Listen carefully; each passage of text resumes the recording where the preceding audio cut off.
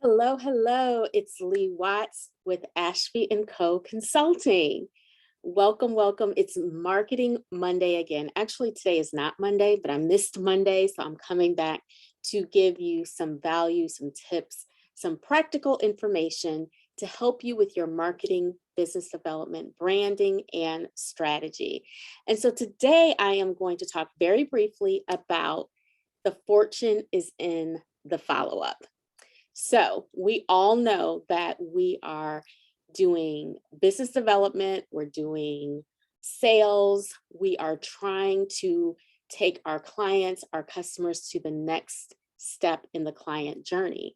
And it can be really challenging. Sometimes we think the challenging part is doing the cold call or meeting someone for the first time. But often the most challenging part and the part that we don't put enough attention on is what we do after we meet them, after we have the meeting, after we have the call, after we have the great event, what happens next? And that's where, again, a lot of us stumble through the follow up.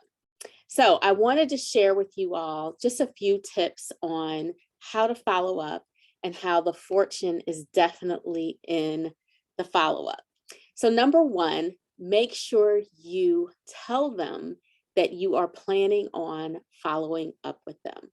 You could say, I plan to call you next week, which is fine, but it would be even better if you said, hey, I want to talk to you, continue this conversation on next Friday morning.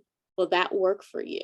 And get more of a firm commitment or something definitive where they know that this is not the end of the conversation.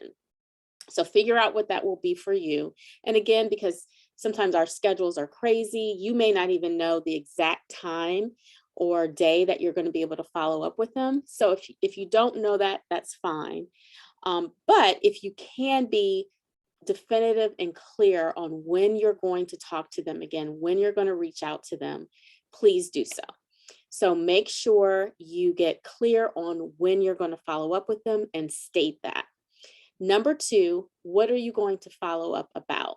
So I like to ask people to always have their bag of tricks, right? So those are things that you always have available to offer to someone to, again, sort of like a lead magnet, continue the conversation with.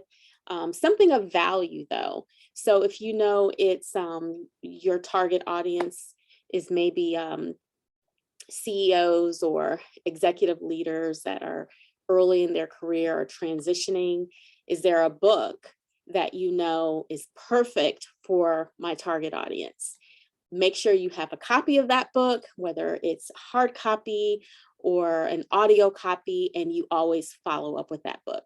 Or you have an awesome article with for people in your industry, and you can follow up with that article, that link, just to continue the conversation. Or maybe there are things that you've done, a podcast episode, something you've written, a video that you've done, something your company has done that you can offer and send to them to continue the conversation, to help with the follow-up.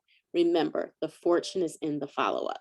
So what is that bag of tricks thing that you have? Try to get 3 or 4 of them in your bag for all types of different people, but always have something that you know you can throw out, that you can send to someone and continue the conversation. Because again, the fortune is in the follow-up. Next is definitely make sure you track your follow-up. So whether you have a CRM system, whether you're just using a spreadsheet right now, that's fine. Make sure, because we all get busy, we get distracted. When you leave an event, or if you have a day where you're doing calls or whatever the situation is, if you have prospects, if you have people that you know you're going to transition or you want to convert into a client or to a customer, make sure you put them down in your CRM on your spreadsheet and you track exactly what is happening with them. And you can see the progression. You can see and think about and step back and think about what needs to happen. And this kind of leads to my, I think, fourth point. What is the primary need for this person right now? it may not always be something obvious. It may not always be that they need an attorney right now or an accountant right now. They may need a realtor, or they may need, help with their diversity program, something that you may not be able to sell to them, but you have resources, you have information, you have knowledge that they would appreciate and will help deepen the relationship. So don't always think about what is it that I can give to them specifically or sell to them, but just think about, as a person, what is their greatest need right now? What are they struggling with? What they appreciate more information about? This is, at the end of the day, business development. It's developing relationships. So think about what are the other needs, whether it's something you have and can sell or offer, or something someone else and you can make a referral or a connection for them. And just make sure you're tracking that in some type of CRM system or spreadsheet or something.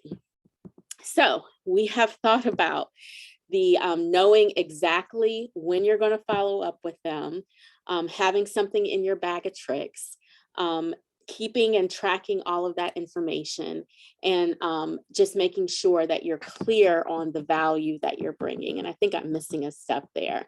And so then finally, honor what you say you're going to do. Make sure you follow up with people when you say that you're going to do it, and keep it very simple.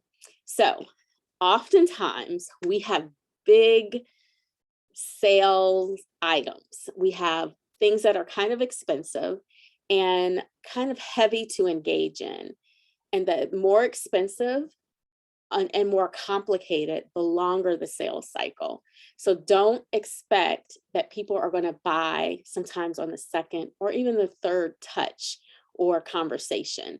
Know how many touches it takes within your industry to typically convert someone into a customer or a client, and just be patient and count the touches. Remember in your spreadsheet or your CRM, what's happening, how many touches, and what are the other things that I can offer and do, whether it's sending an article, sending a book, checking in on them, sending a holiday card, sending that podcast, meeting them again for lunch, all those things. It's just part of business development. It's part of the sales process.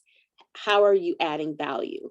But know how many touches it typically takes, track those touches, and just be patient through the process.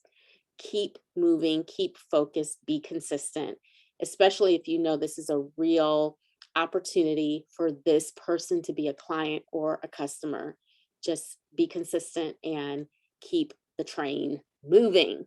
So just wanted to mention those few tips about the fortune is in the follow-up, because it definitely is. And hopefully some of these were helpful for you in your sales process. I will be writing and sharing an article on this with a little bit more detail, so stay tuned for that.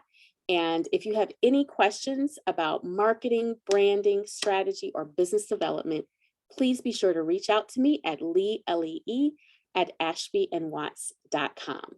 You all have an amazing day, and I will talk to you soon. Happy Monday.